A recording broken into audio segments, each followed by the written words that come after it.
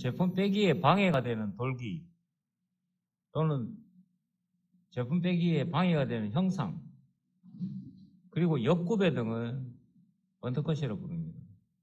가장 일반적인 언더컷 부품으로 제품으로 뭐가 있느냐? 나사 중에서 우리 잘 알고 있는 이 콜라 PT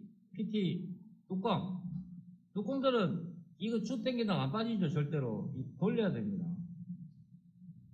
돌리지 않으면 못 빼요. 그게 왜냐면은 안으로 돌기가 들어가 있기 때문에 이게 빠질 수가 없습니다. 이런 식으로 쉽게 말해서 우리 PT 병을 코어라고 하고 뚜껑을 제품이라 봤을 때 이렇게 당겨갖고 절대로 안 빠진답니다.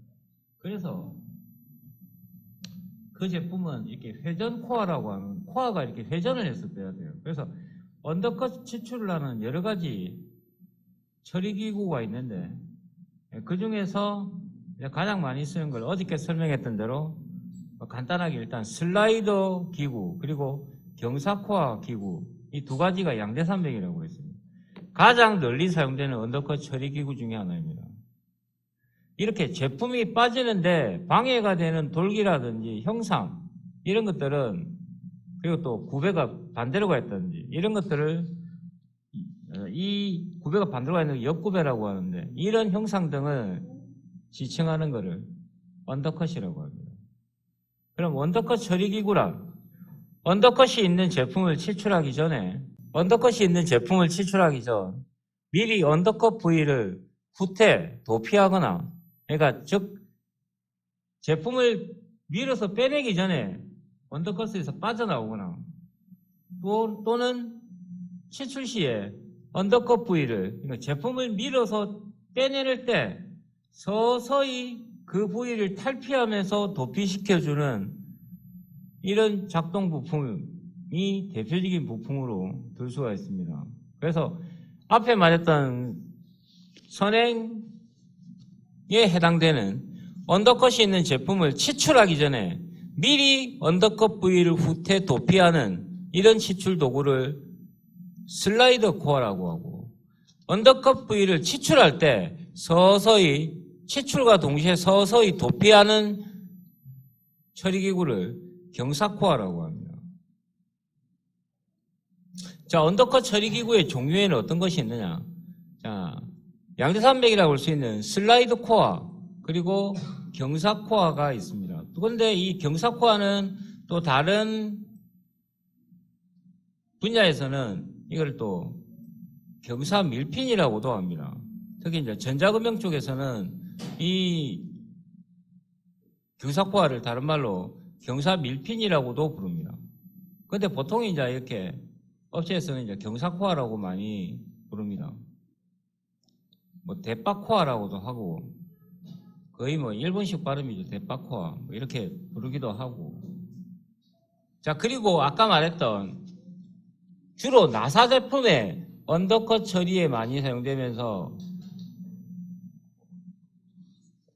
코어가 회전을 하고 그 다음에 그 회전된 코어가 뒤로 후퇴하는 제품도 있지만 일반적으로 회전 코어는 제자리를 돌고 뭐 중판이나 안 그러면 다른 종류로 인해 갖고 이 제품을 자동으로 빼내어주는 이런 코어를 회전 코어라고 합니다. 회전 코어가 있을 테고 그 다음에 이제 경사캠이라고 해서 슬라이더에 해당되는 경우도 있고 뭐 다른 독립적으로 되는 경우도 있는데 캠 코어라고 하는 게 있습니다. 캠.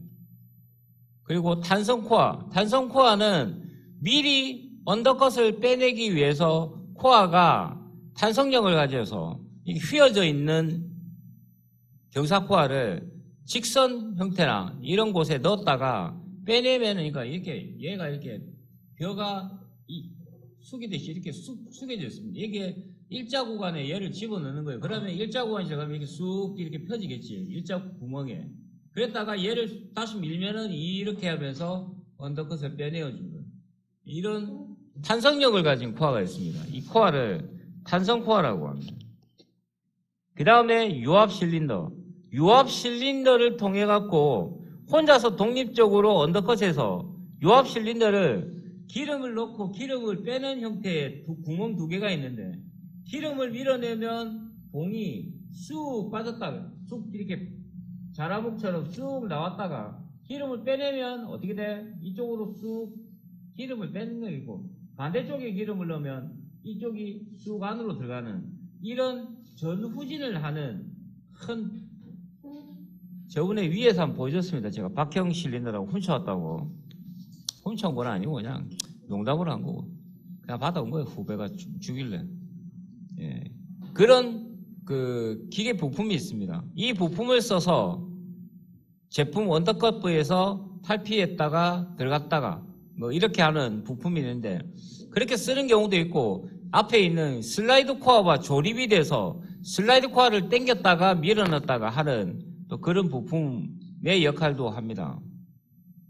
그리고 강제빼기는 PP나 P 등의 탄성력이 있는 제품의 언더컷을 밀핀 등의 시출기구를 사용하여 특히 이제 PP를 많이 그러죠. 예. 언더컷 부위를 그냥 강제로 밀어 올리는 그런 시출기구입니다. 그래서 얘는 외관 제품에는 좀 쓰기가 어렵습니다. 왜냐하면 강제 언더컷 부위가 약간 쓸리기 때문에 그런 부분이 있습니다. 자, 그러면 1번 슬라이드 코어. 슬라이드 코어는 전후진 운동을 하는 부품.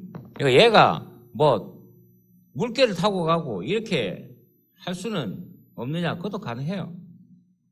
대신에 다른 기구를 좀 써야 돼요. 그래서 슬라이드 코어를 이렇게 라운드지게 슬라이드 코어를 뺄 수도 있습니다. 하지만 라운드도 전후진이죠. 전진과 후진을 하는 부품으로 주로 슬라이드 코어의 행정거리, 즉 스트로크를 제한하는 앵귤러 핀에 의해서 언더컷을 탈피한다. 즉 슬라이드 코어를 일반적으로 뒤로 후퇴 앞으로 전진시켜주는 부품이 앵귤러 핀이라는 게 있습니다. 이게 슬라이드 코어 처리 기구 중에 부품 중에 하나인데 이 앵귤러 핀에 의해서 슬라이드를 행정거리만큼 전후진해서 슬라이드 코어를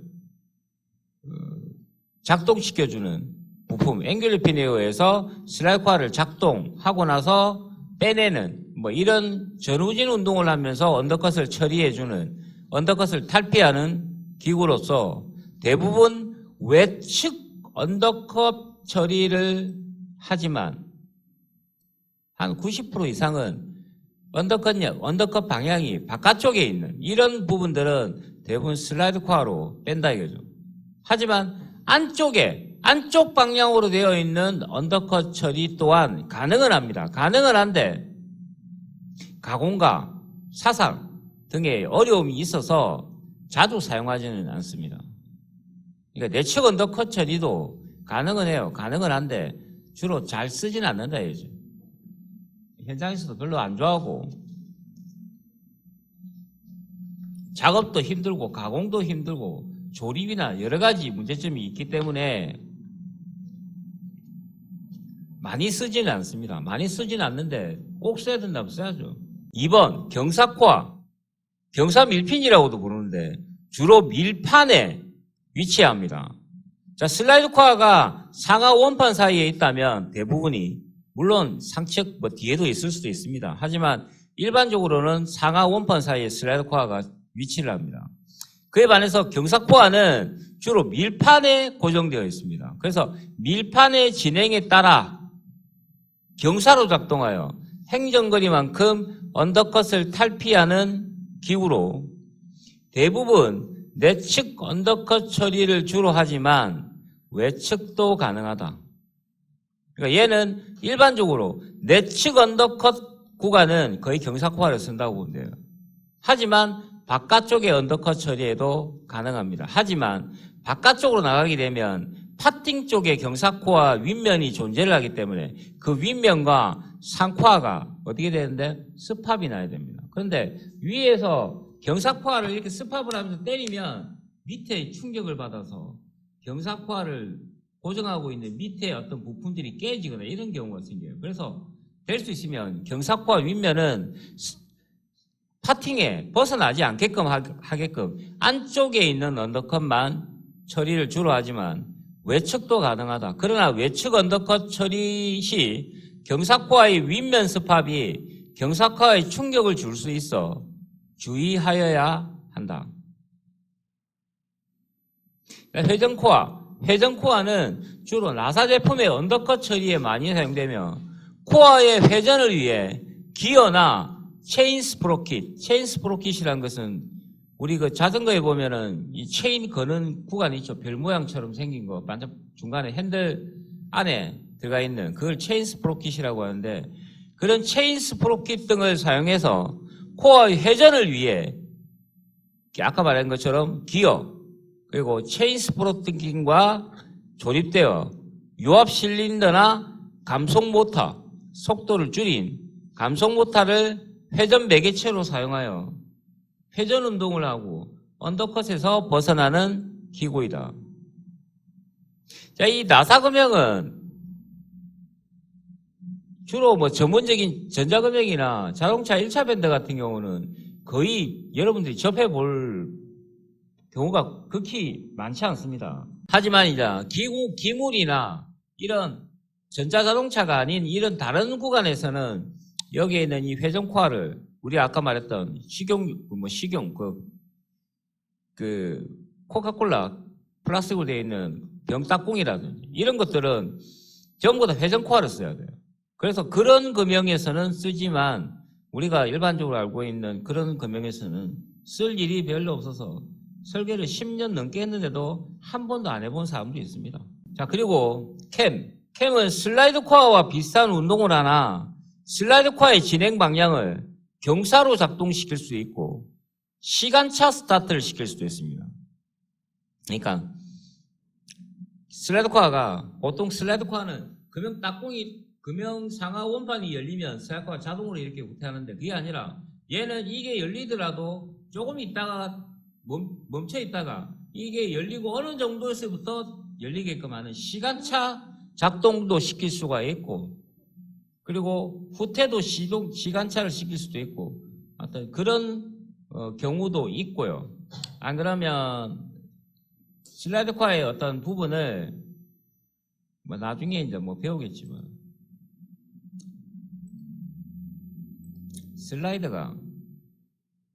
슬라이드를 이렇게 만들고 여기를 이렇게 째는데 얘를 잘라보면 여기가 이렇게 돼 있어요. T커터로 여기 선 안에 두 개가 요거하고 요거예요. 여기에 맞물려 갖고 얘가 이렇게 전진 운동을 하는 거예요. 요게 이렇게 달려 갖고 얘가 움직이면 얘가 후퇴하는 뭐 이런 구조도 여기를 우리가 슬라이드 캠이라고 합니다. 탄성 코어 아까 말한 대로 원래 코어를 열 처리를 통해 갖고 이렇게 생기면 휘어져 있는 이 경사 코어를 이런 직선 구멍에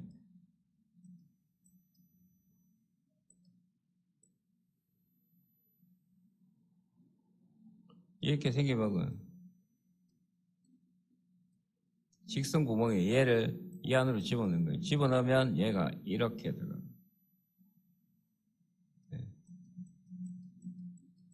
휘어져 있는 일로 들어오면 스프링처럼 탄성력이기 때문에 이렇게 스트레이트로 뗀다고 보는데 얘를 딱 빼면은 어떻게 돼? 얘가 나오는 순간 이렇게 제껴지면서 언더컷을 탈피해주는 이런 부품을 산성코어라고 합니다. 유압 실린더는 아까 말한 전후진 운동을 하는 유압의 기름의 힘에 의해 작동하며 슬라이드 코어와 조립해서 병행해서 많이 씁니다. 근데 어떤 경우에 유압 실린더를 쓰는 경우 아무 데나 막 쓰는 게 아니라 스트로크가 아주 긴 구조에 있습니다. 유압 실린더 쓰는 경우가 물론 선작동에 두 가지가 있어요. 하나는 선작동이란 금형이 열리기 전에 미리 슬라이드 코어를 미리 후퇴시켜버리는 금형이 열리기 전에 선작동에 의미로서 유압 실린더를 쓰는 경우도 있고 그 다음에 두 번째는 저기에 있는 것처럼 긴 스트로크가 필요할 때 우리가 삼각함수에 의해서 슬라이드 코어가 이렇게 되어 있는데 여기 앵귤 핀이 이렇게 들어간다고. 이 앵귤러 핀이 여기 구멍이 되어 있는데 여기에 있는 요 중심이 어디에? 이 중심에 벗어나는, 즉 딱 삼각함수가 나옵니다. 즉 얘가 직선 운동을 해요. 그럼 이 중심점이 요만큼 갔을 때 슬라이드 코어가 이렇게 온다고. 이게 요만큼의 거리만큼 움직인다고. 이 슬라이드 코어의 앵귤러 핀이, 이게 앵귤러 핀이에요. 앵귤러 핀이 위로 올라갔을 때 요 떨어진 거리만큼 작동하는데 이거를 우리가 스트로크라고 하죠. 근데 이 스트로크를 아주 길게 하고 싶다. 그럴 때 방금 본 것처럼 스트로크가 길어지려면 앵귤러 핀의 길이가 한창 상당히 길어져야 돼요. 아까 딱 삼각함수죠. 이렇게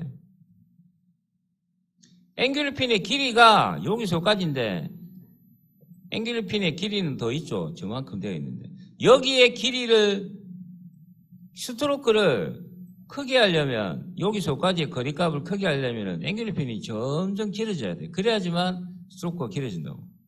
너무 길면 앵귤러 핀이 부러져요. 그래서 이런 긴 스트로크를 요할 때는 요압 실린더로 당기는 게 가장 좋다. 강제 빼기는 설명을 했고, 언더컷 처리기구의 세트 부품, 요 두 개. 언더컷 처리기구 중에서 슬라이드 코어 부품과 경사 코어 부품은 다른 거 모르고 그냥 목적만 좀 알면 될 거예요. 뭐에 사용되는, 사용 용도에 대해서는 꼭 알아놓으세요. 우리가 가장 많이 금형에서 사용하는 열처리가 무슨 열처리라고 했습니까? 질화 열처리라고 했잖아. 이 질소를 활용한다고 했습니다. 질소에 이제 물론 여러 가지 방법이 있는데 가장 많이 쓰는 게 침탄법. 질소에 침탄시키는 질화 열처리를 많이 써요. 근데 질화만 있는 게 아니고 연질화도 있고요. 여러 가지 질화 이렇게 처리하는 방법에 따라서 연질화도 있고 일반 그냥 질화 처리도 있고 여러 가지 방법이 있습니다. 그 외에 우리가 잘 알고 있는 저번에 설명한 진공 열처리라는 것도 있고 고주파 열처리라는 것도 있고 열처리 종류 많아요. 근데 가장 많이 쓰는 게 질화 열처리인데 왜 그 이야기를 했냐? 여기에 있는 가이드레일, 그리고 로킹 블럭, 그리고 스토퍼, 센터레일 이런 것들 전부 다 질화 처리, 열처리를 한다고. 보통 이제 얘들은 재질이 가장 많이 쓰는 재질이 캐피1은 써줘야 돼요. S45C 쓰는 데는 내가 좀 뭐라 이야기 못 하는데 이건 아니고 캐피1은 써줘야 돼요. 실제적으로 캐피1에다가 열처리를 하는데, 자, 첫 장은 슬라이드 코어입니다. 말 그대로 미끄러지는 코어라고 합니다. 미끄러지는 코어.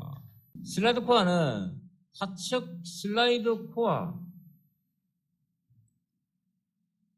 크게 고정 위치, 슬라이드 코어가 어느 쪽에 상측이냐 하측이냐 고정되는 위치에 따라서 하측 슬라이드 코어와 상측 슬라이드 코어로 구분될 수가 있고, 안에 내용들은 그냥 기본적인 거 아세요. 하측에 붙어 있다, 상측에 붙어 있다.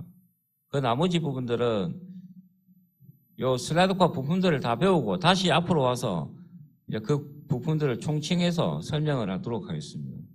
그리고 분할하는 형태에 따라서 일체형 슬라이드 코어냐, 슬라이드 코어가 일체형으로 되어 있느냐, 안 그러면 우리가 코어도 분할 코어 들어가고 그러죠. 이런 식으로 슬라이드 코어를 이렇게 분리시켜 놓은 이런 코어를 분할형 슬라이드 코어라고 합니다.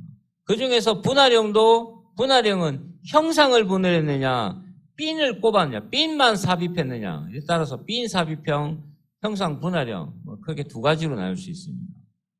마지막으로 언더컷의 위치에 따라서 언더컷이 바깥쪽에 있느냐, 안쪽에 있느냐, 안 그러면 터널형이냐에 따라서 외측, 내측, 터널형 슬라이드 코어로 구분됩니다. 아까 설명해 것처럼 일반적인 슬라이드 코어는 하측에 고정되어 있고 하측 슬라이드 코어며 일체형 슬라이드 코어며 외측 슬라이드 코어가 정석이라고 보면 됩니다. 근데 이제 하는 거에 따라서 약간 그 형태가 다를 수가 있는데 일반적으로 언더컷은 바깥쪽에 있는 언더컷을 처리를 하고, 그 다음에 웬만하면 분할을 시키지 않는 게 좋고, 그 다음에 하측에 있는 타입이 이제 가장 안정적인 타입이라고 볼 수 있습니다. 슬라이드 코어의 치수 적용 1번. 자, 제가 말했다, 저번에 어저께 이야기했죠. 슬라이드 코어는 똑같은 제품을 주고 슬라이드 코어를 설계해라 그러면 다 다르게 나온다고. 규격이 별로 없어요. 기본적인 어떤 약속된 치수는 있는데, 그래도 일반적인 형태로는 좀 차이가 많이 난다는 거. 그래서 어떤 표를 만들기가 상당히 애매합니다. 그런데 이제 저 밑에 있는 거는 그냥 선생님 보고 소형, 중형, 대형, 금형을 말하는 게 아니고 슬라이드 코어가 작냐, 중간 정도 되느냐, 크냐에 따라서 대략적인 치수들을 한번 뽑아봤습니다. 자, 적용범위, 보험 규격은 슬라이드 코어에 대해 규정합니다. 자, 슬라이드 코어의 치수 적용 1 나왔다는 건 말 그대로 2도 있고 3도 있겠다 이 말이겠죠. 이 뒤로 당기면 2, 3, 1 계속 나옵니다. 한 5페이지 정도는 슬라이드 크기에 대한 부분이 나옵니다.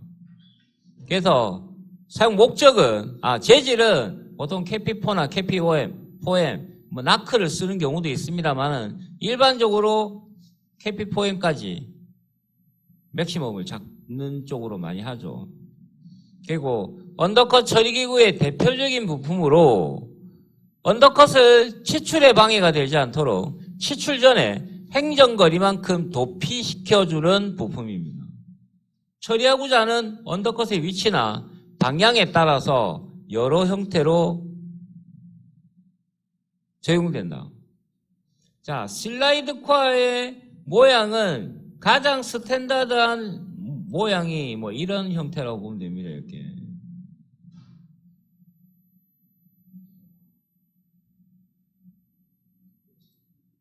이런 형태가 가장 흔한 형태예요. 근데 왜 여기는 가상선 처리를 했나요? 가상선 처리가 아니라 원래 여기까지 있는데 이 부분의 치수라든지 이 부분의 높이라든지 이런 것들은 규격이 아니에요. 제품 형상에 따라서 다 다르기 때문에 이 부위는 그냥 제가 가상선 처리를 한 거예요. 이거를 언더컷 전면부라고 하고 뒤쪽을 몸체라고 부르겠습니다. 슬라이드 본체라고 하겠습니다.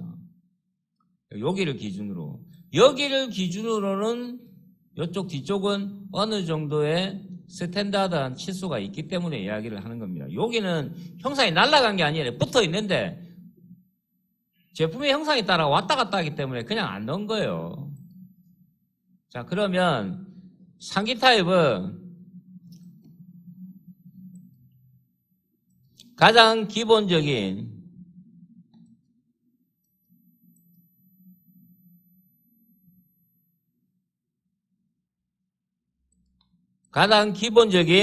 슬라이드 코어의 본체 형상이다. 슬라이드 코어는 설계자 임의의 경험치가 가장 많이 적용되는 부품으로 치수 적용의 범위가 넓다. 이에 상기표의 치수도 임의의 적용 치수이며 여기 있는 표, 언더컷의 형태, 슬라이드의 스트로크, 그리고 슬라이드 높이, 예치수, 제품의 재질, 슬라이드 진행 방향, 그리고 폭, 치수에 따라서 상기표의 치수 적용은 매우 유동적이다. 그 말은 거의 쓸만한 게 몇 개 없다 이 말이에요. 그리고 위 도면에 WHGL의 부는 가능하다면 5mm 단위로 설계한 것이 바람직하나 특성이라든지 언더컷 영역이라든지 치수 균형에 따라서 적용치가 다양하다. 하지만 되도록이면 소수점은 안 나오게 하는 게 좋습니다. 자, 제일 먼저 나오는 치수가 라지디의 치수입니다. 자, 이 구멍이에요, 구멍. 이게 이렇게 구멍처럼 생겼습니다. 파이죠, 파이. 이 치수는 앵귤러 핀 삽입 홀로서, 그러니까 저 구멍으로 앵귤러 핀이 삽입이 됩니다. 하지만 앵귤러 핀 파이보다 1파이가 보통 큽니다. 갭이 있어요, 갭. 그러니까 D가 갭이에요. 앵귤러 핀 파이의 갭이에요. 자, 여기에 있는 D는 앵귤러 핀 삽입폴로서 앵귤러 핀 지름에서 편측 0.5, 즉 전체적인 파이는 1파이가 크다고 말이에요. 도피량을 적어줍니다. 정해줍니다. 그래서 이 파이 보면 소형일 때 10에서 17파이, 그 말은 11에서 17파이, 앵귤러 핀은 10에 16이겠죠. 중형이 21에 30이니까 앵귤러 핀도 20에 30, 뭐 이런 식으로 보다 일반적인 파이보다 1파이가 크죠. 갭이 붙어있는 치수죠. 예, 다음 치수 적용 2번. 자, 두 번째 나오는 게 뭐냐면 K도입니다. K도. 자, 이 부분은 앵귤러 핀의 기울기입니다. 앵귤러 핀의 기울기. 보통 여기서 이제 핵심적인 게 두 가지가 나옵니다. 별표 100가지. 앵귤러 핀, 즉 K부의 최대 각도는 최대 25도를 이상을 넘어서지 않게 합니다. 그럼 25도가 넘어서면 앵귤러 핀의 길이가 과도하게 길 경우 앵귤러 핀 부러집니다. 그래서 25도를 최대 25도를 적용해라. K도 25도를 넘어서지 않게 안전각도 25도 이하로 해라 말이에요. 앵귤러 핀 대신 이게 앵귤러 핀 너무 길 때에는 25도 이상을 못 쓰니까 각도가 또 세면 셀수록 스트로크도 길어지죠. 이 각도가 전체적인 각도가 세면 셀수록. 근데 여기를 25도 이상을 못하니까 25도를 못하니까 얘보다 25도가 한 이 정도 되는데 30도도 못하고 45도도 못한단 말이에요. 이게 길면 길수록 스트로크는 길어져요. 그래서 25도가 안 넘어가게 되면 앵귤러 핀의 길이를 길게 해야 돼. 근데 너무 길면은 앵귤러 핀이 무리를 줄 수가 있기 때문에 앵귤러 핀 대신 요압 실린더를 써라. 아까 말했죠. 긴 스트로크를 쓸 때에는 요압 실린더를 슬라이드 코어와 조인을 시켜서 써라. 그러니까 작동 매개체로서 사용된다. 일반적인 작동 매개체는 앵귤러 핀이지만 스트로크가 너무 길 경우에는 요압 실린더를 써라. 그리고 슬라이드의 뒷벽은 앵귤러 핀의 작동 시 슬라이드 뒷벽과 상온판의 포켓벽이 닿지 않도록 여기에 있는 K도와 여기에 있는 이 각도가 같게 되면 앵귤러 핀이 이 핀을 이렇게 밀 때 상온판이 여기에 붙어 있는데 상온판은 사이에 이 앵귤러 핀을 꼽는데 얘가 얘를 밀을 때 여기가 계속 닿겠죠. 이렇게 빠져나가면서 쑥. 그러니까 여기 부위는 상온판이고 여기가 슬라이드 코어라면 쑥 하면서 계속 접촉을 해요. 그러면 여기가 마모가 너무 많이 발생해서 나중에 여기가 뜰 수가 있습니다. 그래서 어떻게 한다? 자, 이것도 역시 별표 100개입니다. 슬라이드 코어 설계상에서 중요한 치수들입니다. 여기는 무조건 앵귤러 핀의 각도보다 플러스 2도를 크게 합니다.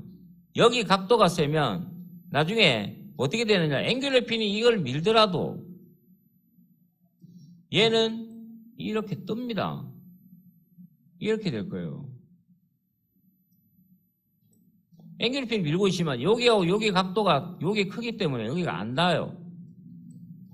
상온판은 올라가고 슬라이드 코어는 후퇴할 때 올라가고 후퇴할 때 여기가 뜹니다. 그거는 제가 조금 이따 보여준다고 했죠. 그래서 상온판의 포켓벽이 닿지 않도록 2도 정도 크게 적용합니다. 자, 이렇게 지금 보면 이게 슬라이드 코어고 이게 앵귤러 핀이에요. 그 외에 뭐 다른 부품들이 있는데 일단 여기가 이렇게 벌어지게 되면 앵귤러 핀이 슬라이드 코어 이쪽 면을 접촉을 하면서 이렇게 오면서 얘를 이렇게 미는 거예요. 밀면서 이렇게 요 부위 언더컷에서 요 부위가 슬라이드 코어 후퇴를 하면서 얘가 이제 완전히 벗어나면은 뭐 슬라이드 코어 후퇴는 안 하겠지만 요렇게 언더컷에서 탈피하게끔 만들어줍니다. 이 부품을 슬라이드 코어라고 하고 얘를 앵귤러 핀이라고 합니다. 아까 말한 대로 이렇게 되어 있는 상태에서 여기가 접촉이 되어 있었는데 여기가 점점 올라가면 여기에 각도가 세기 때문에 확대를 해보면 이게 떨어져요. 여기가 똑같으면은 여기가 계속 이 각도하고 똑같으면은 얘가 확대할 동안 여기가 계속 닿는다고 그러면은 와무가 크게 발생하기 때문에 그것을 방지하기 위해서 얘가 각도가 세기 때문에 올라가면 올라갈수록 점점 여기는 벌어지는 거예요. 각도가 세기 때문에. 자, 이 접촉이 되지 않게끔 해주는 이 공간을 우리가 이제 여기 각도보다 2도를 세게 해주는 거고, 이 시커먼 놈은 뭐냐면은 우리가 잘 알고 있는 습화편이에요. 습화편. 그러니까 일반적으로 습합을 시키는 편인데 여기서는 현장에서 이제 보통 보면은 얘를 무조건 열처리해야 돼요. 왜냐면 다른 거는 몰라도. 그래서 얘는 무조건 열처리를 해서 이걸 열처리편이라고 합니다. 이때 이제 이 열처리를 가장 많이 하는 게 질화 열처리를 제일 많이 한다고 보시면 돼요. 그래서 얘가 올라가면 싹 하고 올라가고, 내려갈 때 이제 올라갔다가 닫힐 때에는 여기가 이제 접촉이 되기 때문에 마모가 조금이라도 덜 작게 하게 하기 위해서 여기를 열처리되어 있는 편으로 쓴다는 거. 이거는 코아 인서트형이 아니라 하코아는 코아를 썼는데 상코아는 코아를 쓰지 않고 원판 일체형이에요. 그러니까 여기가 캐피4야. 여기는 캐피1이에요. 그럼 당연히 여기가 닳겠지. 닳으면 어떻게 된다? 버리고 다른 걸 또 쓰는 거예요. 대체를. 자, 이게 슬라이드 코아 구조고, 그다음 얘는 동영상으로 되어 있는데,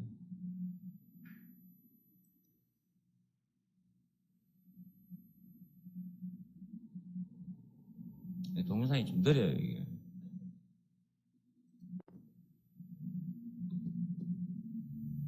자, 지금 이게 슬라이드 코아는 후퇴를 했습니다. 똑같이 금액이 벌어지니까. 그 다음에 이제 이게 경사코아예요, 이 부위가. 경사코아. 여기가 지금 언더컷이에요. 이렇게 지금 언더컷 모양이 되어 있습니다. 작동을 시키면. 여기를 잘 봐야 됩니다. 여기 밑에를, 특히 밑에가 어떻게 되는가? 여기가 이렇게 움직입니다. 이 올라가면, 여기가 움직이지 않으면 부러져요, 이게. 자, 해서 경사코아하면서 올라가고 여기가 이렇게 작동을 합니다. 그래서 이 바닥에 무조건 움직여줘야 돼요. 그리고 경사로 작동하고, 그러면서 이 경사가 제품 원더컷에서 이렇게 탈피하는 이 구조를 우리가 경사코아 구조라고. 지금 보는 저 경사코아는 일체형 경사코아입니다. 경사코아도 분리형과 일체형으로 두 가지로 구분할 수 있는데, 일반적으로 큰 제품 같은 경우는 보통 이제 이렇게, 요거는 분리형입니다. 요거 딱 보면 요거하고 봉하고 두 개가 분리가 됩니다. 여기다가 이 봉을 끼우는 거예요, 봉을. 이거는 분리형이고, 아까 봤던 거는 일체형이고, 이런 크게 두 가지 구조로 구분이 됩니다. 자, 그리고 이제 시브는 슬라이드 코아의 측벽 구간의 각도인데, 이 구간의 각도는 일반적으로 구배를 잘 주지 않습니다. 어떤 경우에 구배를 주느냐? 요 전면부가 슬라이드 형태 안에 들어갈 때, 언더컷 안으로 들어갈 때, 제품 외관을 담당할 때, 이럴 때에는 여기는 구배를 주지만 여기는 굳이 구배를 주지가 않습니다. 이쪽 측벽. 요 전면부에 요 본체에 있는 요 측벽은 거의 각도를 C도를 슬라이드 측벽 각도로서 언더컷 전면부의 형상이 상측에 적용되어 전면부의 폭이 W와 같을 경우 3도에서 5도 정도의 측벽 구배를 적용하지만 대부분의 전면부만 구배를 주고 슬라이더 본체의 구배는 0도를 적용하고 상측 슬라이드 포켓을 1mm 정도 도피를 시킵니다. 그러니까 즉 여기를 스트레이트를 주고 상측하고 요 슬라이드 코아의 요 측벽은 그냥 갭을 줘버립니다. 하지만 요 안으로 들어가는 이 공간은 각도를 주지만 그거를 아닌 공간, 요쪽 전면 구간은 구배를 거의 0도를 준다는 거. 자, 이게 제품인데, 제품이 외곽에 언더컷이 있을 때, 지금 여기를 딱 보면 알겠지만, 여기 전면부 측벽은 구배를 주지만, 여기는 구배가 없단 말이에요. 이렇게 줍니다. 거의 이렇게 준다고.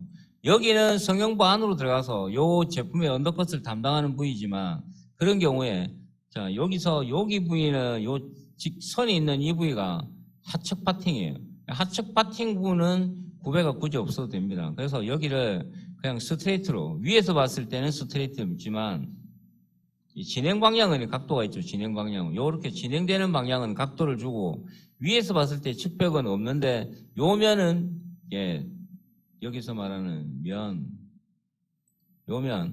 면하고 요 면은 전진 각도와 그리고 이 위에서 보는 각도까지 다 있단 말이에요. 여기는 파팅이 이만큼 올라가요. 파란색이 있죠. 여기 하측 파팅이에요. 근데 얘는 상측 파팅이 이까지 가죠. 그러니까 여기는 구배가 다 있어야 돼. 근데 여기는 구배를 다 주는 게 아니라 상측 파팅만 구배 주고 여기는 그냥 스트레이트로 주는 거예요. 하늘에서 봤을 때 진행 각도는 무조건 줘야 되는. 하지만 여기에 속하는 이 면은 전부 다 어떻다? 스트레이트로 주면 된다면. 굳이 구배를 안 준다면 이쪽은. 그 이야기를 하고 있는 겁니다. 그리고 이 부위는 아까 말한 대로 상온판을 제가 가지고 상온판을 가지고 나서 여기를 제가 잘라볼게요. 컨트롤 H X축으로 Y축 해서 여기를 쭉쭉쭉쭉 가서 저쪽 전면부가 해당되는 요 구간이죠. 요 구간을 잘라보면 어떻게 됐다? 슬라이더과 이쪽 측벽을 구배를 틈새를 이렇게 크게 줘버려요. 크게 줘도 되고 1mm만 줘도 되고, 얘는 크게 줘야 되는 이유가 있어서 이렇게 크게 준 거예요. 럭탱블록 때문에. 그러니까 이쪽 측벽은 안 닿는단 말이에요. 하지만 당연히 여기는 스팝은 닿겠지. 스팝 구간은. 전면부는 보면 상하측이 다 스팝이 납니다. 여기가. 지금 상코아가 없어서 그런데 상코아 꺼내볼까? 상코아와 여기는 측벽에 이렇게 구배가 나는 스팝이 나는. 하지만 뒤에 본체는 스팝을 볼 필요가 없다. 자, A1부는 슬라이드 코어에서 사투압을 정면으로 받는 부위로서 변형 계산량을 적용해야 하나 상온판의 포켓벽이 슬라이더와 맞다 내압을 막아주므로 그 적용식은 상온판에 해도 된다. 여기 있는 A1 요 구간이죠. A1 여기서 여기까지 두께는 상온판이 이렇게 뒤로 가서 있고 사출압을 빵 받으면 전면부에 압을 받겠죠. 그러면 얘가 이렇게 제껴지려고 해요. 제껴지려고 하는데 상온판에서 여기를 스팝을 보고 있기 때문에 압을 빵 받더라도 실제적으로 압력을 받는 부위는 이 부위죠. 그러니까 상온판이 여기서부터 여기까지 두께가 변형형 계산식에 적용이 되겠죠. 그러니까 A1은 사실은 압력을 받고 그 압력을 상온판이 받아주기 때문에 상온판에 어떤 압력을 받는 매개체로 보시면 됩니다. 또 A1부는 H-G라는 거는 여기가 H죠. 슬라이드코어 높이에서 여기에 슬라이드코어에 단이 있는 이 부분까지의 높이를 뺀 값인 여기에서 여기까지지. 여기까지 치수가 영향을 받는데 그 치수가 소형일 때는 일반적으로 30, 그 다음에 30일 경우에, 소형 30일 경우에는 한 10에서 15 정도를, 중형은 20에서 30, 그 다음에 대형은 35 정도를 적용해 준 중이 좋다. 그러니까 여기에 이게 소형이냐 대형이냐에 따라서 소형 30, 100mm 이하일 때 라고 했죠. 그러니까 여기에 높이가 30 이하일 때는 보통 여기에 값을 15 내지 20 정도를 준다. 여기 있습니다. A1. 일반적으로, 여기 두께 값은 소형일 때는 한 15에서 20, 그 다음에 중형일 때는 20에서 30, 대형일 때는 35 이상 정도를 준다는 거. 요 식을 여기다가 적용하면 됩니다. 요 표를. 근데 이것도 이제 왔다 갔다 합니다. 그리고 여기에 나중에 아까 봤던 열 처리편이라고 하는 걸 여기다가 대게 되면 이 녀석을 넣게 되면 15에서 20을 하는 게 아니라 15, 20 플러스 여기 두께를 더해줘야 됩니다. A1이 여기가 되는 거예요, 여기가. A1이. 여기를 15 내지 20을 하고, 그 다음에 여기 두께, 그러면은 A1은 좀 다르겠죠. 여기 두께를 나중에 뭐 라이너에 대한 부분에 대해서 나오는데, 라이너가 들어가고 안 들어가에 따라서 좀 차이가 난다는 거. A2부는 상온판과 동시 가공할 때는 정치수가 될 필요는 없지만 일반적으로 따로 가공함으로 소형은 뭐 한 번에 뚫기도 하는데 뭐 중형급 이상은 거의 로킹블럭이라는 부품을 쓰기 때문에 따로 가공함으로 정치수를 적용하고 라지드의 지름급부와 K2 플러스 2도부의 측벽 간격을 10mm 이상 정도로 적용해 주라 라고 되어 있는데 이게 뭔 말이냐. 여기서 말하는 A2부는 전면부 끝에서부터 되도록이면 정치수가 나오게끔 합니다. 그런데 소형 금형은 상온판을 이렇게 썼을 때 가공을 여기 이걸 두 개를 하온판과 두 개를 이렇게 결합한 상태에서 이 구멍을 파지 않는 상태에서 얘를 요 안에다가 결합해 갖고 놓고 그 다음에 여기서부터 동시 가공을 이렇게 해버려요. 그러니까 결합하고 가공하기 때문에 여기 부분이 사실은 정치수가 나와야 되는데 이런 경우에는 소형이나 뭐 어쩌다 그러지만 FM대로 한다면 무조건 로킹 블럭을 넣어주는 게 좋습니다. 그러면 앵귤러 핀이 로킹 블럭이 요 안에 박혀갖고 이렇게 존재를 하기 때문에 실제적으로는 여기가 정치수가 아니라 여기가 정치수가 나오게끔 해주는 게 좋다. A2부. 본체에서 여기 부까지 정치수로 나오게 해주라. 자, 그리고 방금 10mm 이상을 유지하는 게 뭐냐면 여기에요, 여기. 앵귤러 핀이 나오는 이 경사의 끝 구간과 여기 구간이 한 10mm를 유지해줘요, 10mm. 왜냐면 여기에 아까 뭐 본 것처럼 로킹 블럭이 이렇게 들어가면 앵귤러 핀이 이렇게 들어가요, 앵귤러 핀이. 예, 그때 이때 너무 이게 얇으면 안 된단 말이에요. 이게 한 10mm 남아야 돼. 설계할 때 요거를 명심해 주란 말이에요.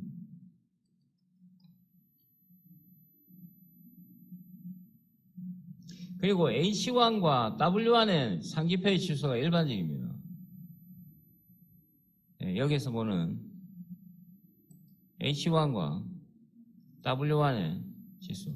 H1은 이거를 슬라이드콰의 날개라고도 하는데 보통 이제 외국 애들하고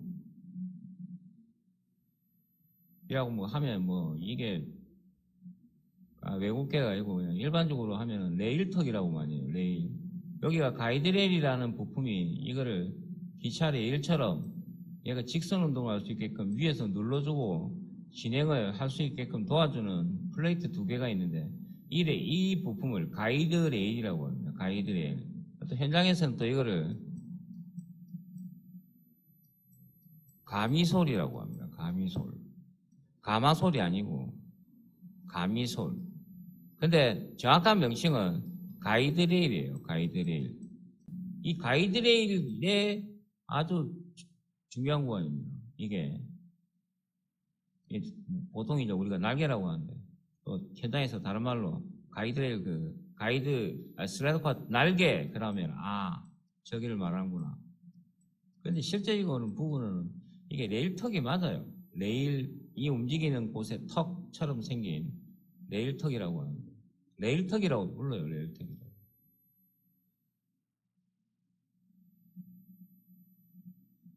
하여튼 여러 가지 용어를 많이 알아야 됩니다. 슬라이드카, 레일턱. 이 구간의 높이와 이 구간의 폭은 여기에 있는 표를 참고로 하면 거의 돼요. 여기는 거의 이 구간을 참고로 하시면 될 거예요. 그래서 소형일 때는 H는 5mm, 혹은 3에서 5mm. 보통 3mm 많이 쓰죠, 소형은. 그 다음에 중형급은 여기에 H가 5에서 10mm, 그리고 폭도 5에서 8mm, 5mm 많이 씁니다. 3, 5, 그 다음 10mm 정도. 그 다음에 대형일 때는 조금 다른 게, 이 슬라이드과의 이 높이가 상당히 높을 경우에는 최소한 가이드레일의 레일턱은 3분의 1을 내줘야 됩니다. 3분의 1, 여기에. 여기서 요 구간에 H 구간에 대형 구간은 3분의 1 정도 내줘야 돼요. 어디에? G에. G에 3분의 1 정도 내줘야 돼요. G가 여기 높이죠. 여기가 거의 슬라이드 가이드레일이 거의 한 이 높이까지 와요. 요만큼. 거기에 3분의 1 정도 내줘야 돼요.